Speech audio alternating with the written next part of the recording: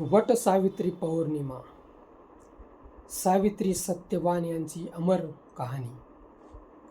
ज्येष्ठ शुद्ध पौर्णिमा वट सावित्री पौर्णिमा म्हणून साजरी केली जाते. सावित्री राजाची मुलगी होती, परंतु सत्यवानावर प्रेम केले. जन्मोजन्मी त्याच्याशी गाठ बांधली.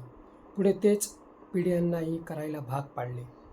सावित्रीने यमराजाकडून सत्यवानाचा पुनर्जन्म घडविला. समाजामध्ये आजही ती प्रथा कायम आहे. सोमवार दिनांक 29 जून रोजी महिलांना वटवृक्षाची पूजा करून पतीला निरोगी व निर्व्यसनी आयुष्य मिळावे म्हणून मागण्याची संधी आली आहे.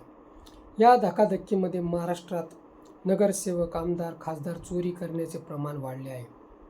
आता या चोरी करणाऱ्या व चोरी जाणाऱ्यांच्या घरातील महिला वटवृक्षाची पूजा करताना काय मागणार आहेत?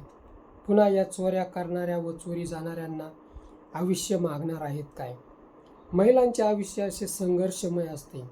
बाहेर पडले तर खरात सारखे डोमकावळे व घरात असे चोरावर मोर. महिला अशा पतींसाठी यमराजांकडे जीवनदान मागतील काय? किंवा पुन्हा त्यांना आपला जोडीदार म्हणून स्वीकार करतील काय? मोठे काम आहे. सावित्रीने बुगीच अजरामर केले नाही. मित्र, हा व्हिडिओ कसा वाटला ते कमेंट बॉक्समध्ये सांगा व ॲक्शन मराठी चॅनलला सबस्क्राईब करा. कमेंट बॉक्समध्ये नक्की सांगा, चोरी जाणाऱ्या आमदार, खासदार, नगरसेवकांना त्यांच्या पत्नी परत स्वीकारणार आहेत काय?